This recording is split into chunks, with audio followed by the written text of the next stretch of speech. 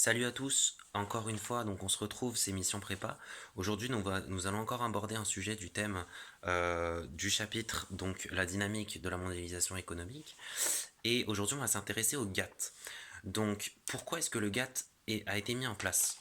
Tout simplement parce que dans l'après-guerre, effectivement, à partir de 1945, les pays voulaient éviter l'écueil du protectionnisme qu'on avait connu en 1900, à la suite de la Première Guerre mondiale avec la crise de 1929 qui a été désastreuse. Et ainsi, on voulait mettre en place ce qu'on appelait le multilatéralisme, c'est-à-dire le libre-échange. Et effectivement, donc le GATT, dans un contexte effectivement de fin de guerre, va justement être mis en place. Donc à partir donc le 30 octobre 1947, hein, lors de la conférence de la Havane, qui est une conférence à l'initiative américaine, dans laquelle effectivement on va dicter justement trois institutions qui devraient être mises en place. D'abord, une institution de prêt, donc sur le court terme, qui sera le FMI, une institution de prêt à long terme, donc la BIRD, et enfin l'OIC qui était censé régir le commerce international. Le souci, c'est qu'en novembre 1947, on n'a pas eu la ratification américaine de l'OIC, et ainsi on a perdu justement cet organe de commerce international. Comment les pays ont fait? Finalement, en 1947, il y a eu des accords entre 23 pays, donc des accords bilatéraux, tout simplement ça veut dire que c'est 2 à 2, donc de 23 pays qui ont été mis en place, et ces accords justement vont finalement, alors qui étaient censés être provisoires, ils vont régir le commerce international pendant près de 50 ans.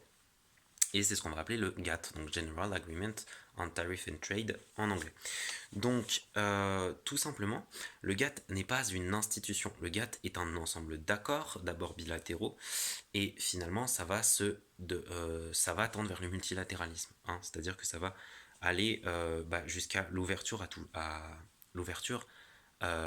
tous les pays. C'est-à-dire au début, c'était 2 à 2, et ensuite, entre tout le monde. Le souci, c'est qu'effectivement, ça doit être fondé sur des choses. Et c'est fondé effectivement sur trois choses. D'abord, trois grands principes en fait. D'abord, le principe de non-discrimination, qui est finalement, qui est donc composé d'abord de ce qu'on appelle justement, de ce qu'on appelle la clause de la nation la plus favorisée. Ça veut tout simplement dire qu'effectivement, lorsqu'on met en place un contrat de douane, il faut que celui-ci soit mis donc le prix de celui-ci soit équivalent à celui mis en place pour le même bien avec donc le pays le plus favorisé justement. Il y a ce principe-là, il y a aussi le principe de consolidation, qui tout simplement signifie que il doit y avoir une mise en place de détails donc sur effectivement le montant des tarifs douaniers. Deuxième grand principe, la réciprocité. Comme son nom l'indique, les tarifs douaniers doivent être réciproques entre les contractants.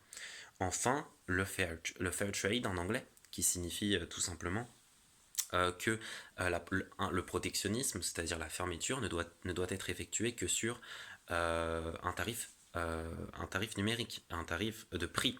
Et donc ça limite, enfin justement ça interdit les limitations quantitatives, ce qu'on peut appeler les quotas, c'est-à-dire la limitation quantitative d'un certain nombre, d'une certaine quantité d'exportation.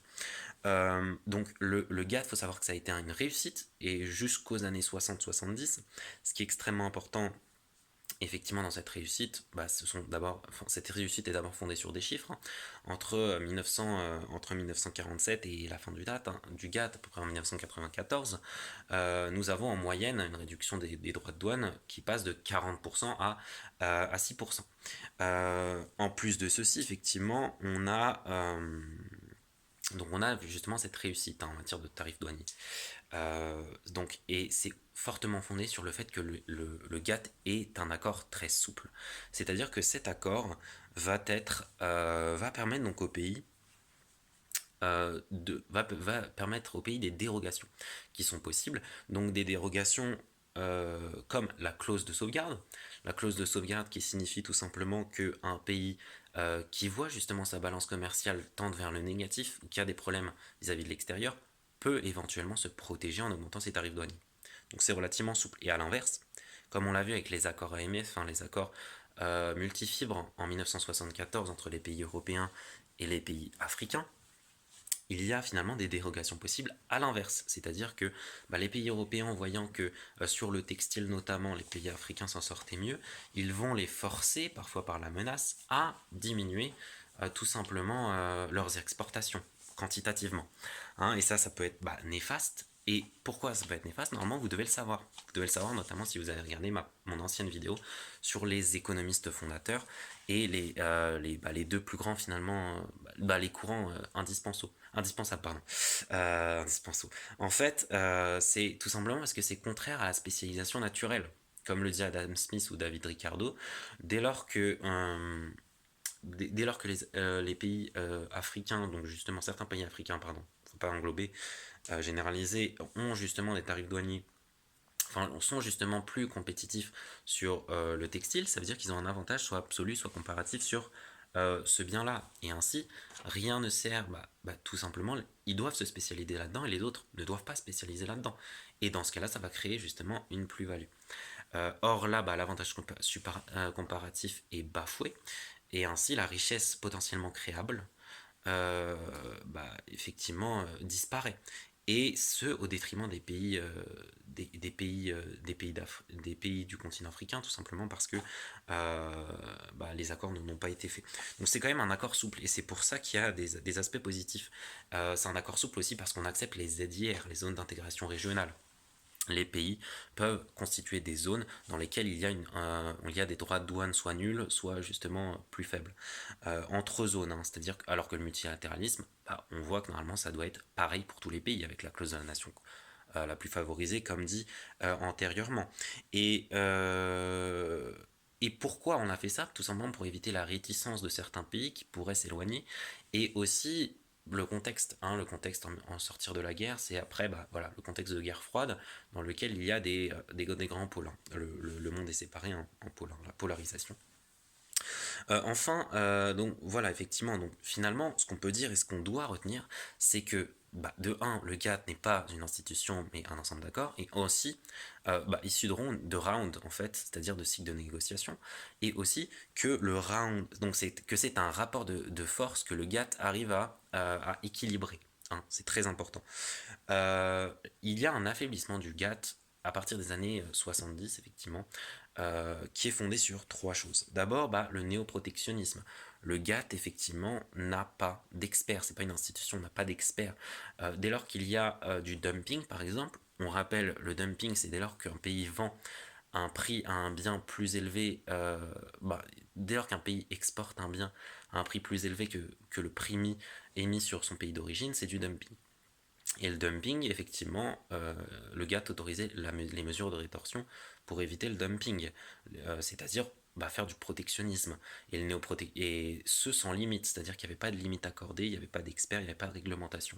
Donc ça, c'est déjà un gros problème parce que entre 1980 et 1990, 520 finalement 520 procès ont été mis en place pour des mesures de rétorsion. Enfin, il y a une transformation des structures de l'échange, c'est-à-dire qu'il y a des nouveaux pays, des pays émergents, qui s'en sortent, qui voient une croissance très grande, et le GATT était taxé finalement de clubs de pays riches, entre guillemets. Alors, c'est pas à mettre dans les copies, mais on peut avoir cette idée-là, c'est-à-dire que finalement, avec les accords AMF, hein, c'est quand même un exemple très peut-être légitime, on a justement cette vision dans laquelle les pays riches ont le pouvoir sur des nouveaux pays qui deviennent émergents, donc c'est un problème. Et enfin, la transformation de la nature des produits, tout simplement parce que il y a la tertiarisation, donc les services, hein, le secteur des services vient, et le GATT n'appliquait que sur l'échange des marchandises. Mais également, donc, ça ne s'intéresse pas à la propriété intellectuelle notamment, ou encore à l'agriculture. C'est ainsi que finalement, pour conclure, ce sera l'Uruguay Round, pardon, qui en 1980, en 1986 va justement conduire à la fin du GATT. Hein. Euh, donc, donc voilà, pour finalement plus tard créer l'OMC, qui le remplacera et qui éliminera un petit peu tous ces problèmes. Donc finalement, pour conclure, cette vidéo est importante parce que le GATT, c'est une notion quand même très importante. Ce qu'il y a à retenir, c'est vraiment, c'est pas une institution, mais qu'elle a été nécessaire et qu'elle a subi une transformation au fil du temps, tout simplement. Donc voilà, donc j'espère que cette vidéo vous a plu, surtout sur ce chapitre, parce que je veux un petit peu continuer sur ce chapitre. Si vous avez des idées de chapitres euh, ou des idées vidéo ou des thèmes que vous ne comprenez pas, dites-le moi soit en commentaire pour que vraiment je m'appuie sur vous pour faire des vidéos qui soient justement utiles pour vous. Merci de mettre un like, ça me ferait super plaisir. Et peut-être de vous abonner à ma chaîne. Merci beaucoup en tout cas.